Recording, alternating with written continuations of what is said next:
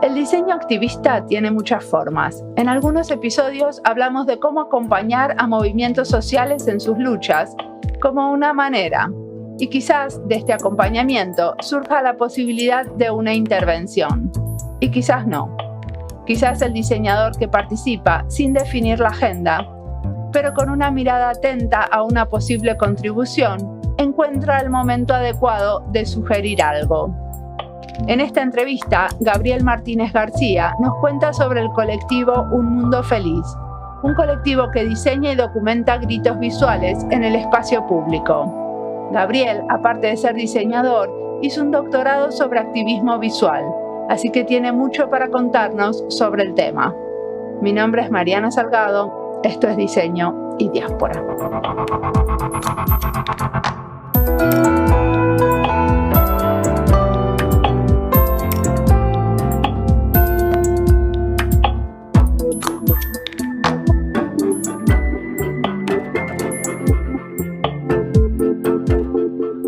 ¿Quieres presentarte?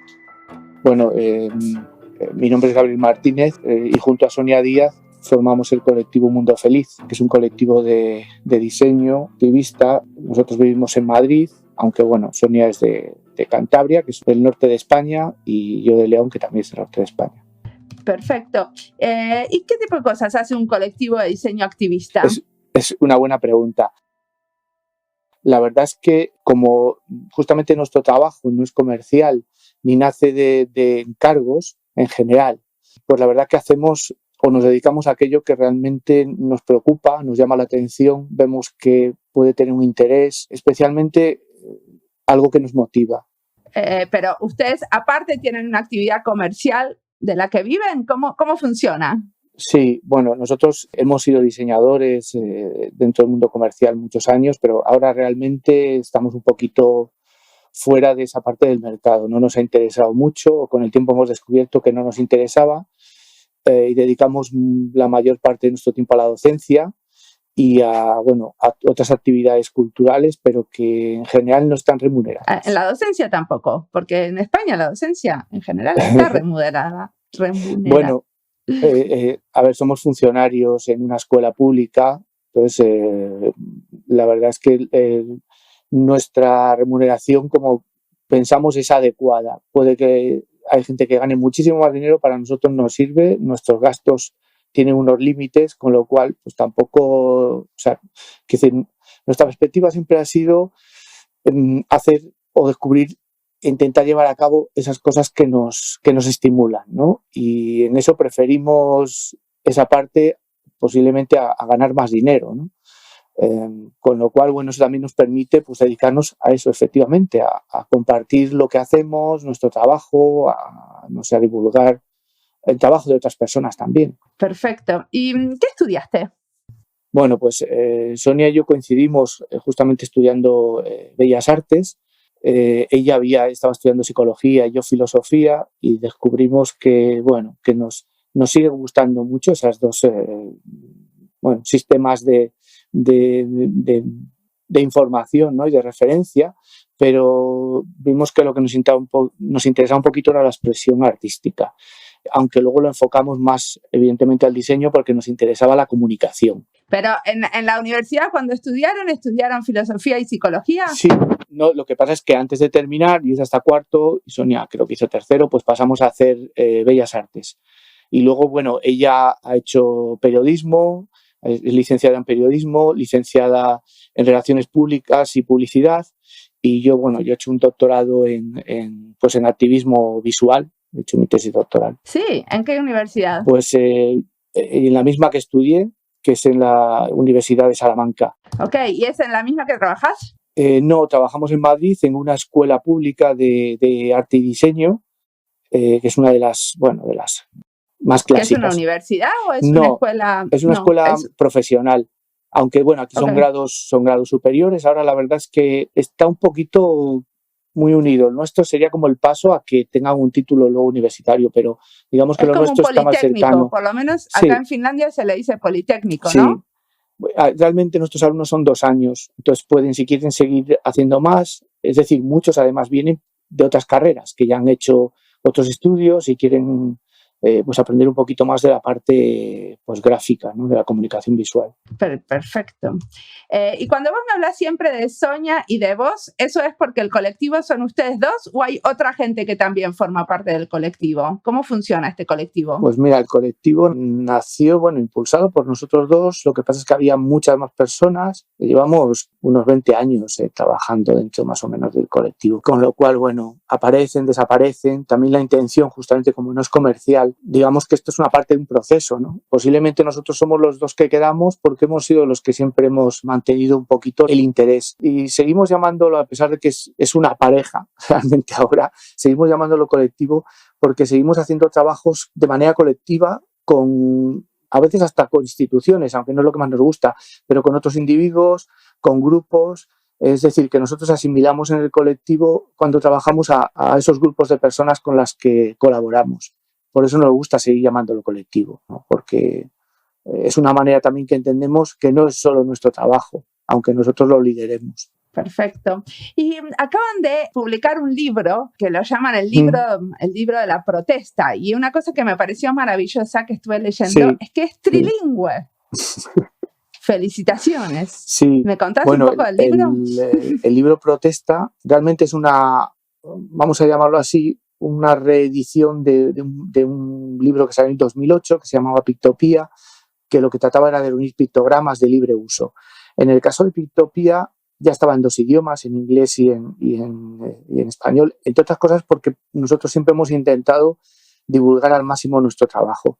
Y en este caso, bueno, Protest, pues ya salía en 3 idiomas. La verdad es que siempre que podemos salen en varios idiomas porque nos parece más interesante. En el caso de Protest estaba en 3 idiomas porque un poquito la idea que nuestra referencia es mucho el diseño francés, o sea que nos parecía también muy interesante que pudiera tener ese camino. En el caso del inglés, pues evidentemente el mundo anglosajón, aunque nosotros tenemos más conexión posiblemente con el diseño norteamericano, tampoco sabríamos explicarlos porque ha sido así, ¿no? Gracias a las redes es donde más posibilidades hemos tenido de colaborar. Y bueno, en el caso del español, pues también porque es una lengua que para nosotros es vehicular en el sentido de que toda Iberoamérica, porque casi podemos decir que más que en España hemos trabajado mucho más hacia afuera, gracias a las redes, no tanto porque hayamos viajado mucho, porque a veces esas posibilidades tampoco económicamente las tenemos, pero sí a través de las redes, de proyectos en los que nos invitan o a veces conocemos, los descubrimos y queremos nosotros invitarnos a colaborar, ¿no? Siempre que sean proyectos abiertos nos gusta. Pero decime una cosa, libro que acaban de sacar, yo tengo entendido que son como afiches de diferentes colectivos que usaron estos pictogramas que ustedes hicieron. ¿Es así? ¿Entendí bien? Pues algunos sí, pero no necesariamente. Puede ser que al leerlo has visto una serie de pistas. Nosotros queremos hacer un homenaje justamente a los colectivos, a los activistas a lo largo de la historia, para explicar que nosotros somos bastante políticos, pero muy contrarios a los partidos políticos. Nos interesan más los movimientos sociales. Es decir, las agrupaciones de personas que no se dedican a la política en un sentido profesional, sino que sienten necesidad de rebelarse, de exponerse o de criticar. Entonces, en el fondo el libro recopila esos pictogramas que hemos hecho durante estos años, carteles que hemos hecho también, y a la vez hace referencia a esos movimientos. Entonces nosotros a través muchas veces de nuestros pictos homenajeamos, porque algunos de esos movimientos han sido hace muchos años, no estábamos nosotros allí, con lo cual tampoco, pero nos han servido de referencia siempre, ¿no? Porque creemos que las luchas es un terreno siempre sin terminar, ¿no? O sea que ustedes lo que hicieron es una compilación de imágenes sobre activismo de movimientos sociales. Sí, pero son nuestros todos los diseños que aparecen ahí. Quiero decir que nosotros lo que sí en la parte de los textos sí hacemos referencia porque nos gusta mucho esa parte pedagógica de explicarle a la gente, por ejemplo, qué era el 15M, que hay grupos como Otpor que en un país determinado crean una acción, como que hay un movimiento, pues evidentemente por la liberación de la mujer o en contra del movimiento de Miss América, etcétera. Lo que utilizamos esos textos que posiblemente has leído son para, de alguna manera, dar a conocer todos los movimientos. Pero las imágenes son pictogramas que nosotros, bueno, dejamos libremente para que la gente los use y que nosotros utilizamos siempre que podemos a través de fanzines, de carteles, de pegatinas, etcétera. ¿Y con qué licencias las publican estos pictogramas para que la gente los reuse? Como es un libro comercial, sale con un copyright del editor, pero realmente las imágenes son de libre uso, no hay ninguna, que decir, el copyright, digamos que es una protección del editor, no nuestra. Nosotros siempre hemos publicado, igual que hemos retomado iconos de otros o que ya existían y los hemos retuneado, ¿no? La idea un poquito es que tengan vida, ¿no? Que no se mueran, que no estén protegidos. En el fondo, si la gente no los usa, no sirven para nada. Está bien. Pero, por ejemplo, si uno quiere buscarlas y encontrarlas, ¿tengo que comprar el libro para poderlas copiar o hay alguna página web de donde las pueda sacar también? Bueno, comprando el libro tienes acceso a un banco que realmente la tiene la editorial. Pero nosotros siempre decimos que si alguien quiere alguno de esos pictos o lo necesita, nosotros siempre los enviamos. Es decir, nos mandan un email, tenemos una página web, lo que pasa es que ha desaparecido y no nos hemos preocupado mucho porque, bueno, al final, como esto no es un negocio, es una actividad, sabemos que si la gente está interesada en pedírnoslo, se los enviamos sin problema y le enviamos los carteles. Muchas veces nos ven con pictogramas que usamos en camisetas, se los enviamos para que la gente se los imprima, no vendemos nosotros camisetas. O sea, un poquito la idea es también que la gente se esfuerce en pedirlos, ¿no? Aunque los tengan un acceso. Hemos pensado varias veces hacer un repositorio, como teníamos al principio, pero en un momento determinado decidimos que no, porque nos preferíamos que la gente contactara con nosotros para pedirlos o con alguien que los tuviera, ¿no? Sí, lo que pasa es que en general cuando uno necesita un pictograma está como apurado y tener que mandar un mail a alguien para que te mande quizás una respuesta. O sea, como en términos de accesibilidad es mucho más fácil que esté como parte de un repositorio existente. Sí. Por ejemplo, hay muchos repositorios que comparten con licencias creativas con atribución, como The Noun Project. O sea, unirse a uno de esos es una posibilidad para ustedes. Lo hemos hecho. Muchos de nuestros pictos se encuentran en muchísimos de esos espacios de libre uso. Lo que pasa es que en el caso que comentabas, pues de hacer una web o poner nosotros un repositorio, la verdad es que somos un poco, no tenemos tiempo para hacerlo y lo hemos planteado varias veces. En un primer momento sí lo hubo y tal vez posiblemente lo que acabamos haciendo será pues subirlo como hemos hecho en otros proyectos en un Google Drive y que la gente se lo pueda bajar de una manera pues fácil, porque no tenemos, la cuestión es que no hemos tenido tiempo de organizar esto. No, pero incluso eso de subirlos a un Google Drive y poner el enlace desde su propio blog, eso sirve. Pero muchos de nuestros iconos están en esos espacios virtuales. Lo hemos hecho siempre que hay. De hecho, hemos colaborado muy activamente en crear algunos de ellos. A lo que me refiero es que exactamente Un Mundo Feliz no lo ha hecho, pues porque no tenemos tiempo. Entonces, en eso preferimos colaborar con otros, participar compartiéndolos con otros. Y bueno, ya que lo comentas, nos lo tendremos que replantear a lo largo de este año.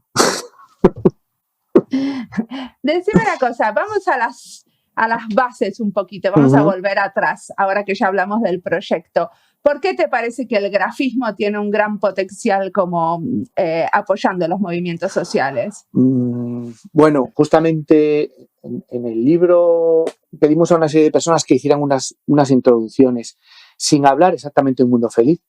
Entonces, por ejemplo, bueno, personas reconocidas como Stephen Heller anota bien o da una buena explicación a eso que dices. Dice que justamente todos los movimientos han tenido imágenes y es importante hacer esas imágenes.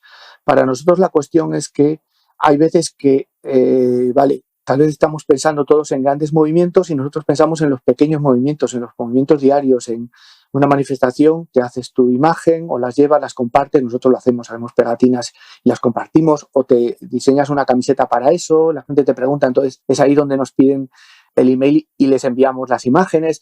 Es decir, que nosotros creemos que como diseñadores tenemos la capacidad para visualizar o dar forma a esos sentimientos compartidos, ¿no? Y que a veces pensamos que cuando se organizan desde instituciones, en nuestra opinión, no molan tanto, no son tan interesantes, porque tal vez se neutralizan o se enfocan, ¿no? La idea para nosotros de los pictos, cuando hacemos, de hecho, muchas versiones, es porque nos gusta que cada uno escoja el suyo, ¿no? Que no haya esa idea tal vez tan institucional de algo que representa a todos. No, nos podemos representar con ligeros cambios, hasta con imágenes muy diferentes, ¿no? Entonces, evidentemente, la imagen es nuestro fuerte y creemos que eso es lo que nosotros podemos compartir, ¿no? Esa empatía a través de las imágenes. Bueno, pero también pasa algo en el proceso de armar esas imágenes, ¿no? Cuando es un proceso que incluye a otros. ¿Ustedes trabajan conjuntamente con algunos movimientos sociales para crear esas imágenes? ¿Cómo es el proceso? Pues mira, trabajamos, pero somos bastante libres, ¿eh? De hecho, uno de los textos también de una persona con la que colaboramos aquí, cuando el 15M, con un proyecto de estos online que se llamaba Voces con Futura, que eran de imágenes de libre uso, ella lo comentaba y dicen, bueno, Mundo Feliz, entran, salen, van a su bola, a su ritmo. Y es que nosotros también creemos que esa es una libertad, ¿no? El pertenecer a un movimiento, no a una institución. Por eso, en lo que comentas, nosotros funcionamos mucho compartiendo. A veces nos llaman para decir, oye, ¿por qué no haces un taller de...? Pero también nuestros talleres son un poquito raros. Es decir, no solemos dedicar mucho tiempo a hablar, cosa que normalmente molesta. La gente viene con ganas de hacer imágenes, ¿no? Y muchas veces discutimos qué imágenes hay que hacer. Entonces hay veces que 4 días de taller se pasan 3 días discutiendo y uno haciendo. Y hemos visto que eso es muy importante, porque al final lo que sale no es... O sea, el libro realmente está lleno de imágenes que a nosotros lo mismo ni siquiera nos gustan.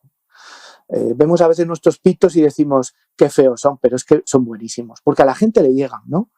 Entonces, eso para nosotros es una clave. No ver lo bonito, lo feo, sino que cuenta alguna historia, ¿no? Vuelvo a la palabra, que empatiza, que llega. Y en eso creo que a veces el diseño comercial institucional crea imágenes muy interesantes, incluso podría decir muy buenas, pero a veces muy alejadas del día a día, ¿vale? O sea, demasiado institucionales, por así decirlo.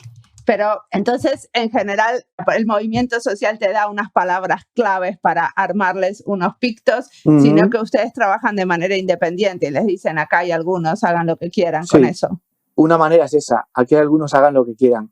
Otra es a través de los talleres, nosotros reformulamos esas imágenes que aparecen y las reutilizamos. Y a veces también hemos tenido algunos encargos directos, pero si te digo la verdad, yo pienso que no han salido muy bien, porque al final muchas instituciones funcionan muy corporativamente, como muy de arriba a abajo. Y nosotros funcionamos de abajo a arriba, o no sé si de abajo al medio, sí. Más que llegar arriba.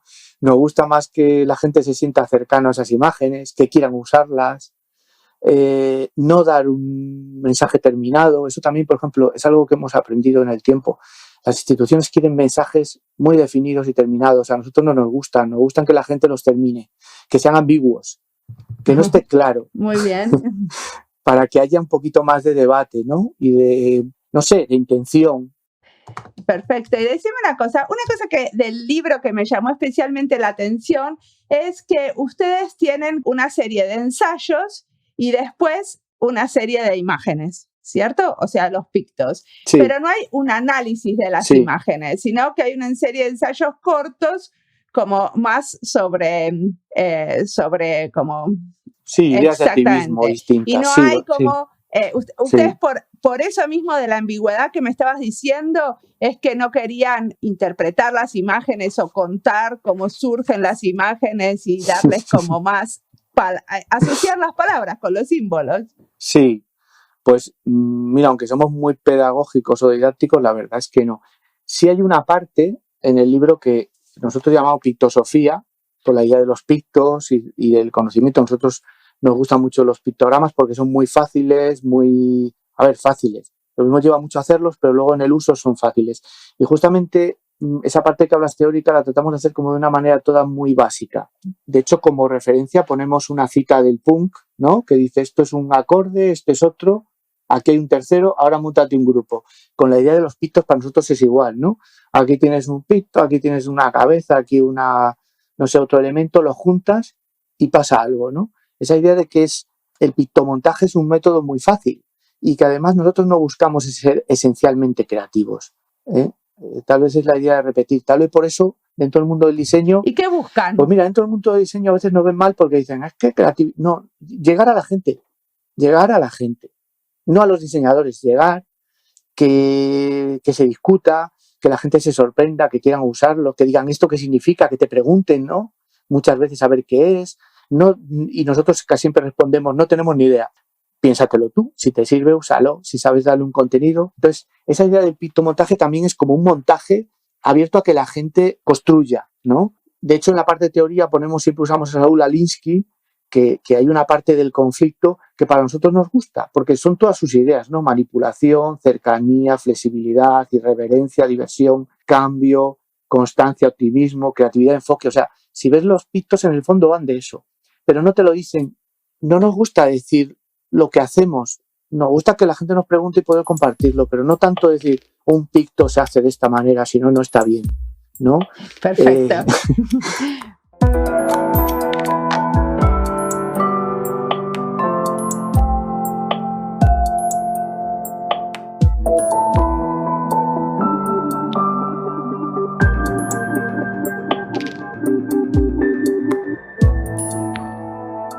Esta entrevista será parte de la lista Diseño y Activismo, que ya tiene 25 episodios.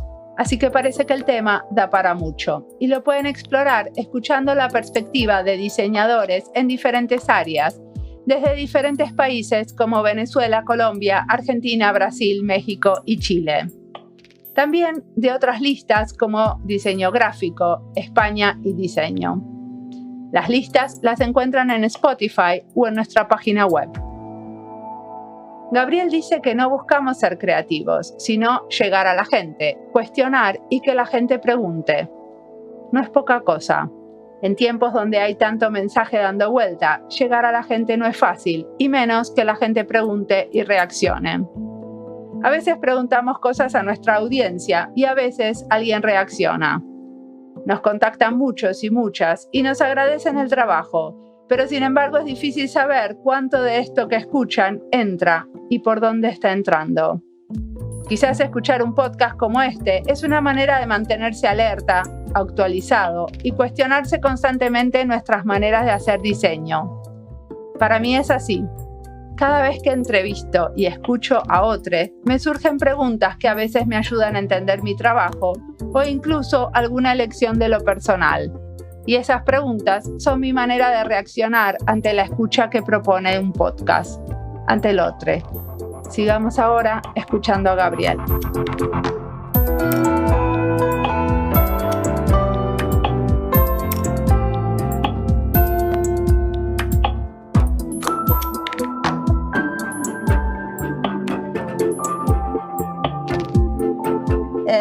Bueno, tengo la suerte de estar hablando con alguien que hizo un doctorado sobre activismo. Entonces, ¿te puedo preguntar qué estudiaste en tu doctorado?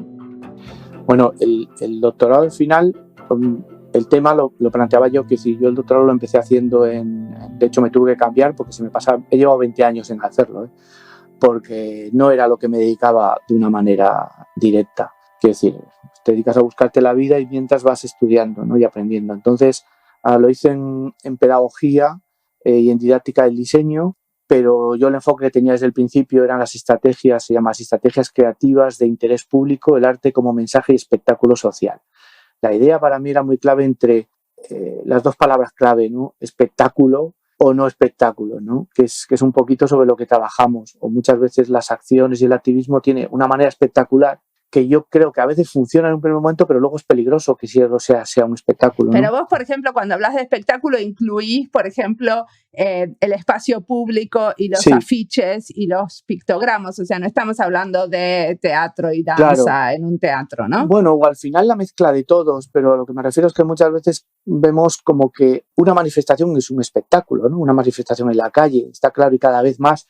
Pero la cuestión interesante es el contenido, ¿no? Y sí que una preocupación que por lo menos yo siempre he tenido, y Sonia, desde nuestra perspectiva, es en el diseño pasa un poquito igual con lo espectacular, ¿no? Y con los premios, y siempre decir, mira, si está bien, pero para el activismo eso no está bien. Puede que esté bien para una gran institución o que en un momento funcione, pero a la larga hay que seguir manteniendo vivo eso, ¿no? Entonces, nuestra preocupación o yo en la parte de la tesis, una que me preocupé mucho, y de hecho esto recoge algunas análisis de esa tesis, ¿no? Hay un cuadro en el que habla de prácticas autónomas, sociales y culturales, y yo siempre defino que en el ateísmo hay esas tres, ¿no? Primero la autónoma, que es la personal, la interpretación de la realidad desde una perspectiva no de fuera, sino cómo te sientes, qué cultura tienes, qué es lo que esperas. Luego una práctica social, que es la que pones en colaboración con un grupo de personas, porque si no tampoco es un activismo. Y luego una cultural, que en este caso, por ejemplo, es lo que hablamos. Si nosotros presentamos a lo largo de la historia distintos ejemplos de qué ha pasado, aunque sea de una manera muy sencilla, y explicamos por qué la gente se ha juntado, por qué hace eso, la cultura al final activista es algo que se va construyendo, no es un constructivismo. Pero supongo que por ser diseñador también te interesa especialmente el diseño activista, ¿no? Y el diseño que apoya movimientos sociales pasa como en muchos niveles y de muchas maneras. Una es la que ustedes hacen, que es a través de facilitar pictogramas y talleres para hacer estos pictos. Sí. ¿Seguís también el desarrollo del diseño activista en otros espacios y de otras maneras? Sí, es evidente, ¿no? Que para nosotros de hecho nosotros en eso nos sentimos muy humildes. Si hemos tenido nuestro interés pues ligado un poquito a nuestra manera a nuestra vida, pero nosotros realmente si nos ha motivado algo de esto es lo que vemos, ¿no? Especialmente pues conexiones con Jazzits, con algunos colectivos en Nueva York, en Brooklyn, o determinados diseñadores en Francia, que también nos han influenciado muchísimo. Y te diría que en España posiblemente también, pero no tanto como imagen. Tal vez aquí, bueno, autocríticas, miramos más hacia afuera, porque lo que tenemos aquí lo vemos muy limitado. Nosotros hemos participado muchas veces, no hemos sentido, bueno, nos hemos sentido bien con la gente, más que con los grupos. Pero, por ejemplo, si yo quiero saber más sobre diseño activista desde tu perspectiva, concretamente, ¿qué me recomendás mirar? Pues mira, especialmente para nosotros son relevantes determinados movimientos en Francia, que si lo buscas no es muy complicado. Espera, a ver, que para los nombres soy un poco desastre. Búscalo tranquilo. Y mi francés es muy malo, ¿no? Nosotros trabajamos juntos en un trabajo ensemble, o sea, los diseñadores que siguieron a Grapus, para nosotros se han marcado, Ne Papier, por ejemplo, o Las Luchas, que también es un espacio donde la gente sube carteles de libre uso, ¿no? Nos ha marcado mucho ese diseño francés porque creemos que ellos sí que tienen una tradición muy fuerte. En el caso de Estados Unidos, pues Jazzits, el colectivo nos parece fundamental porque ellos, como grupo, pues en cierto sentido anarquista, que van, bueno, generando sus proyectos y compartiendo mensajes que además no son comerciales en el sentido consumista, ¿no?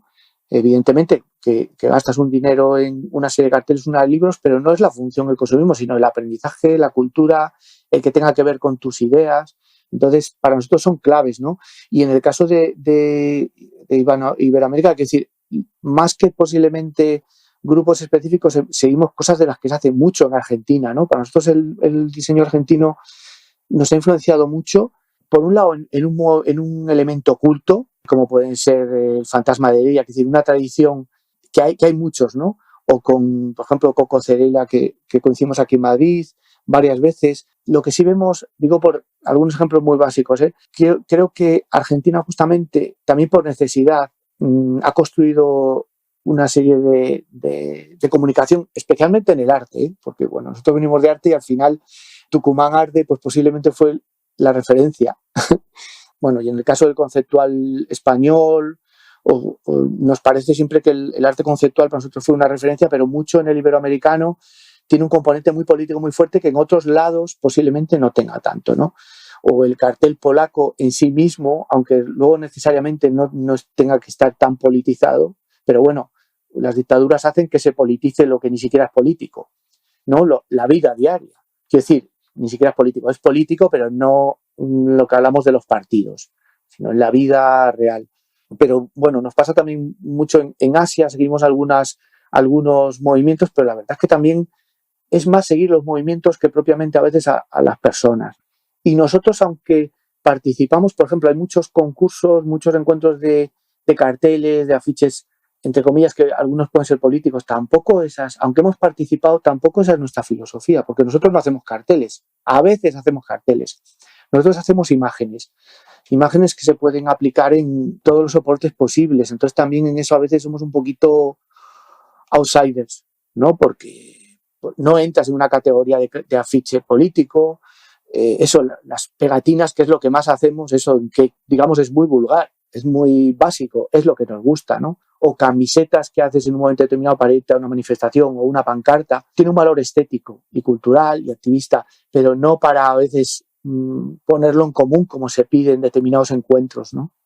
Muy bien. ¿Y qué te parece que podemos leer o escuchar si queremos aprender más sobre esto, sobre diseño, activismo y bueno, especialmente el diseño gráfico, ¿no? Pues bueno, nosotros siempre decimos que lo mejor es leerse a Saúl Alinsky, que no tiene nada que ver con el diseño gráfico, pero sí con el diseño, porque él como activista y pensador es un referente, ¿no? También decimos que a veces en la parte del diseño más que leer más que mirar hay que leer, ¿no?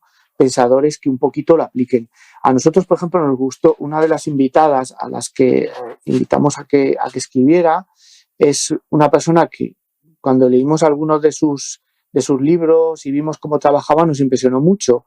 Sara Corbett, que ella hace craftivismo, que contaba, nos gustó mucho esa idea de que después de trabajar mucho en muchas manifestaciones, pues acabó quemándose, ¿no? Y tuvo que buscarse otra manera de acercarse, que era justamente en la tranquilidad, con otras personas haciendo, ¿no? Cosiendo, poniendo esos elementos en la calle. Pues esa parte de activismo para nosotros es fundamental, porque es un poquito como lo que nos gusta a nosotros, el día a día, las pequeñas cosas. De repente haces una postal y las vas regalando, no tiene por qué haber pasado nada especial. Te pones en la calle y las regalas, o los periódicos que hacemos. Entonces es la manera de ponerte a hablar con la gente también, de preguntarle qué les preocupa. O sea, que son actividades que no es tanto espectaculares, sino el día a día, ¿no? ¿Y en el futuro qué te imaginas? Pues mira, no, es una buena pregunta. Para nosotros, tanto para mí como para Sonia, el futuro que nos gusta, evidentemente, es estar en el campo. Estamos en la ciudad porque es el trabajo, pero tenemos muy claro que nos gustaría alejarnos no de las personas, pero sí de las masas. Y bueno, tenemos una casa que rehabilitamos en el campo, que es nuestra casa, aquí vivimos de alquiler, y siempre que podemos huimos, por decirlo así, pero es porque es nuestra casa, es donde nos gusta estar, podemos pensar. Ahora también con los medios digitales puedes conectar con muchas personas, no es lo mismo que tocarte, pero... O sea que con Sonia también son una pareja amorosa, no solamente profesional. Perdón que pregunte, pero como tienen una casa en el campo, pensé... Sí, desde que nos conocimos, la verdad que somos pareja desde, ya no sé si llegan a los 30 años, no lo sé. Llevamos mucho. Muy bien. Entonces se van a ir al campo y van a trabajar desde ahí. Bueno, eso es imaginar mucho, pero sí, sería una buena, o por lo menos mucha parte, ¿no? Y luego lo que nos interesa mucho dentro del activismo también es el cultural. Nosotros, bueno, llevamos editados muchos libros y para nosotros el activismo no solo, entre comillas, que decir, el salir a la calle, ¿no? En el 2015 hicimos una exposición que reunía a Félix Beltrán y a Cruz Novillo, bueno, dos diseñadores, digamos, pues muy reconocidos, y tratamos de hacer las cosas de otra manera, ¿no? Nosotros, como somos profesores, estamos obsesionados no tanto con que el activismo sea necesariamente, digamos, político de denuncia crítica, sino político en el sentido cultural. Uno de los libros que ha salido este año, que llevaba 5 años, era Confluencias, que es un libro muy interesante. Lo digo porque esto es nuestro futuro hacia donde vamos también, en el que hablamos de teoría de la imagen, de cultura, de filosofía, de pensamiento, de todo, a través de las imágenes de dos diseñadores muy reconocidos. Y de hecho ahora mismo estamos trabajando en una monografía de Félix Beltrán, recopilando todo su trabajo de toda su vida, que es político realmente. Bueno, él trabaja una parte muy política en Cuba y luego posterior, pero para nosotros esa parte de la cultura, por ejemplo, es fundamental. Y los libros también lo son. O sea, que el que saquemos libros es hasta un acto un poco de rebeldía ahora mismo, ¿no? Y de rebeldía también con las editoriales, porque el libro este, por ejemplo, de protesta, hemos conseguido con el editor que se venda por menos de 17 euros en España. Luego al exportar, pero un libro pues a color completamente, de unas cuantas páginas son, casi 250 páginas, 16 euros, es decir, para que la gente lo pueda comprar, ¿no? no pensando en lo que vamos a ganar, que sabemos que tampoco vamos a ganar mucho. Entonces, pues la idea también para nosotros es justamente esa parte de la cultura, ¿no? Que como bien dices, hay que compartirla y si no, pues la gente a veces desconoce muchas cosas, ¿no? Muy bien. Algo te quería preguntar, que me quedó picando cuando leí el libro. Empieza el libro y empieza por el Tea Party. Y yo dije, ¿qué es esto? ¿Cómo vamos a empezar por un movimiento de Estados Unidos de derecha? Está bien, ¿no? Porque es un movimiento. Y de hecho solo hay uno, ¿no? Si te fijas, solo hay uno. Está fuera de tono el primero. Es divertido. No sé, nos parecía que la mejor manera de celebrarlo es, cuidado, que la gente piensa que los activistas son de izquierda. No. Y revolucionarios. No. Muchos son anti. El activismo es una actitud. Entonces, bueno, nos pasa aquí en España ahora mismo con algunos partidos. Las actitudes, cuidado, no, o sea, luego tienen que tomar un cariz, pero de primera son así. Entonces, sí, efectivamente, empezamos con el Tea Party porque nos parecía divertido entender que hay gente que se junta para pedir lo que contrario a lo que otros nos gusta, ¿no? Pero bueno, también lo ilustramos de una manera un poquito friki. Yo creo que tenía un punto gracioso porque hablamos del Tea Party, ¿no? Pero sin embargo, pues es un poquito lo del consumo de alcohol, que es peligroso. Hay una tetera rota con un rayo. Siempre pone peligro, peligro, peligro. O sea que no es muy pro Tea Party. Entonces, bueno, también en este caso somos pro a los movimientos. Fíjate, yo creo que es importante ser pro a movimientos porque la democracia parte de los movimientos más que de los partidos. Por lo menos nosotros en España lo que echamos de menos es el debate, ¿sabes? No tanto, pensamos que aquí ya cuando tienes otra idea rápidamente se devalúa y nosotros somos muy obsesivos con oír, con escuchar, con no estar de acuerdo ni con nosotros mismos, ¿no? Con de repente decir, nos ha pasado a veces con trabajos que hemos hecho, que nos han llamado diciendo, por favor, podéis quitar de internet esto porque me ofende. Yo creo que esa es un buen resultado, porque hay alguien que te está pidiendo algo, entonces empiezas a hablar, empiezas a entender por qué le molesta. Yo creo que los movimientos parten de la escucha, además de la lucha de la escucha. Y los partidos políticos no escuchan, son el poder. Da igual que sean de izquierda, de derecha, de centro, son el poder, quieren imponer sus leyes y sus ideas. Nosotros estamos en contra de imponer nada. Hay que pelear por llegar a acuerdos. Una cosa que ustedes dicen es que el objetivo no debe ser cambiar las opiniones, sino cambiar radicalmente la forma de ver y pensar. Sí. ¿No? ¿Eso me lo explicás? Porque para mí cambiar las opiniones tiene que ver con cambiar la forma de ver y pensar. Sí, pero a veces las opiniones no se basan en nada, son puras emociones. Tal vez es la hora de expresarlo, es que hay mucha gente que opina sin saber de nada, ¿no? Dices, se me ha ocurrido, me gusta, y de repente dices, no, vamos a pensar un poco. Aquí ha pasado hace poco en Madrid, con las elecciones a la Comunidad de Madrid, pues tenemos una política que es la que ha ganado, los nombres son un desastre, y todos estaban en contra, toda la derecha, toda la izquierda es de derechas, ¿eh? Y yo les he dicho desde el principio, va a ganar, pero además va a ganar porque cae bien. La pregunta es, ¿por qué cae bien alguien que pretendidamente no va a hacer cosas positivas por la sociedad y la sociedad la vota? Esa es la pregunta. Entonces, es porque lo que hay son opiniones, no ideas profundas. Entonces, si te cae bien, ¿qué haces? Valorar a esa persona porque te cae bien. Cuando realmente nuestra idea es, vale, vamos a pensar, te cae bien, pero ¿lo está haciendo bien? ¿Te cae mal, pero lo está haciendo bien? Bueno, no sé si me explico. Sí, como la subjetividad que está alrededor de, porque una opinión también se basa en datos, ¿no? Sí. Pensar que toda opinión es solamente subjetiva y afectiva, también es una manera de pensar las opiniones, porque también uno lee el diario y mira las estadísticas que se basan en las decisiones que, ¿no? O sea, no todo está... No todo es me cae bien, me cae mal. No, bueno, pero quiero decir que las opiniones, efectivamente, como dices, también tienen elementos contrastados y objetivos. Pero tal vez nosotros que nos dedicamos por mucho a la docencia, a hablar con la gente, muchas veces descubres que la gente tiene opiniones que no sabemos en qué se basan. Sí. ¿Sabes? Que son demasiado emocionales. Y está bien, sí, pero para algunos temas es importante que no sean emocionales solo, ¿no?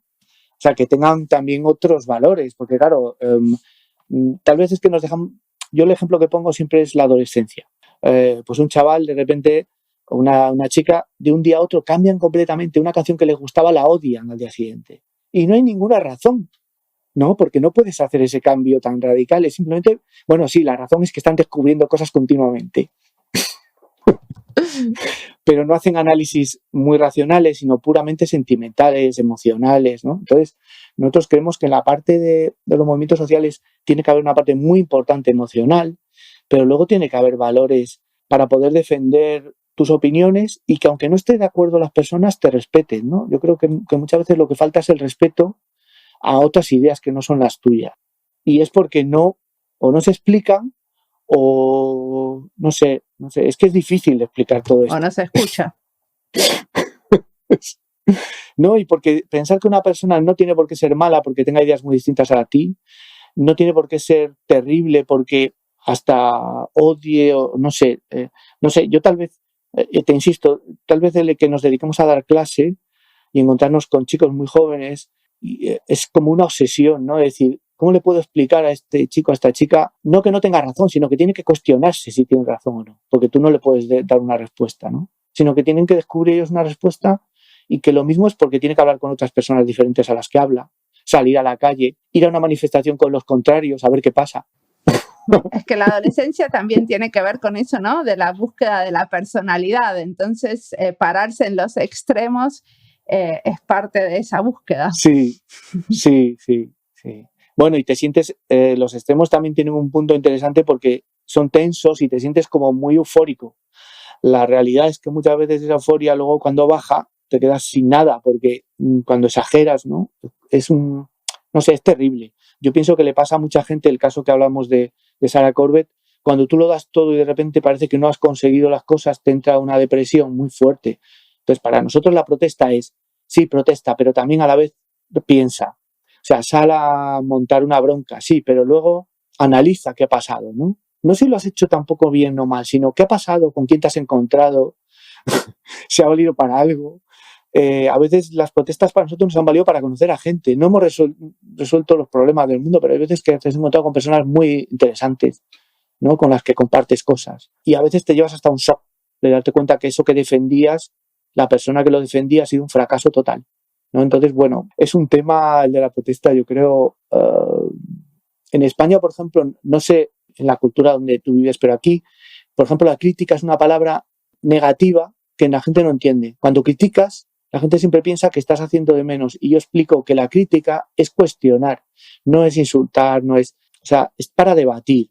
La crítica puede ser destructiva, sí, pero tiene que tener un componente también. Es decir, si yo te digo, no estoy de acuerdo contigo, vale, ahora explica por qué.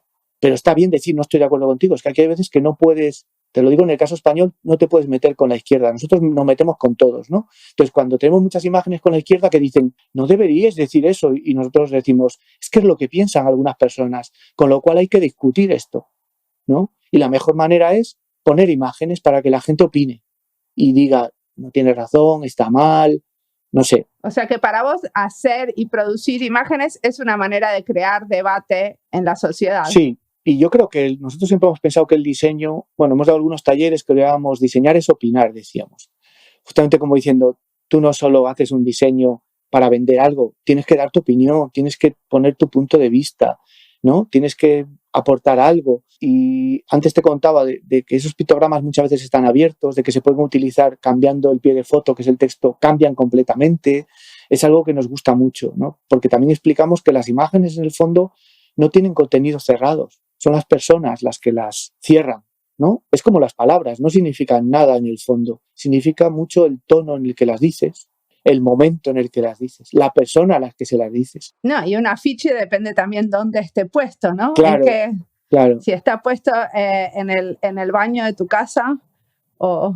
Sí, por lo menos acá hay una tradición de poner en las casitas de madera, los baños están afuera y hay una tradición de poner afiches como muy significativos en esos baños. Ajá. Y según el afiche que tenga la persona, conoces mucho a la persona en el bañito ese que está afuera de la casa. Bueno, porque al final el diseño es para afuera y para adentro, ¿no? Es un elemento, e incluso la protesta, el acto de protestar puede ser no decir nada o decir lo contrario de lo que espera la gente para ver qué pasa, ¿no? Muchas veces nuestra acción es mandamos mensajes a ver qué sucede. Porque a veces también tenemos previsto cosas. Contábamos hace tiempo que habíamos hecho un taller en una época en que había muchas manifestaciones en las que aparecía un personaje que era el presidente del gobierno. Hicimos unas caretas para llevar a unas manifestaciones y nadie se las quería poner, que eran la cara de este político. Y claro, lo que aprendieron ahí las personas con las que estábamos trabajando es que a veces tú estás ideando algo y es un fracaso porque no has pensado en el fondo en los otros. Tú vas con tu idea, les pones tu diseño. Bueno, al final acabó bastante bien porque necesitamos hablar con la gente para explicarles de qué iba. Y es cuando la cosa cambió. De primeras el objeto no valía, pero luego acabó siendo muy divertido, acabaron. Con lo cual también esos fracasos del diseño a veces son éxitos, porque no son, digamos, éxitos de primero, ¿no? Sino éxitos trabajados. Después decir, oye, pues de 4 horas de manifestación ha valido, pero nos han costado las 3 primeras horas entrar en acción. Muy bien. Bueno, muchísimas gracias por la entrevista. Nada, a ti y por la oportunidad y porque al final también yo creo que es importante, poder contar lo que uno piensa y opina, ¿no? Aunque a veces no sea muy objetivo o totalmente subjetivo. Nunca somos objetivos. No, yo siempre digo eso, que soy súper.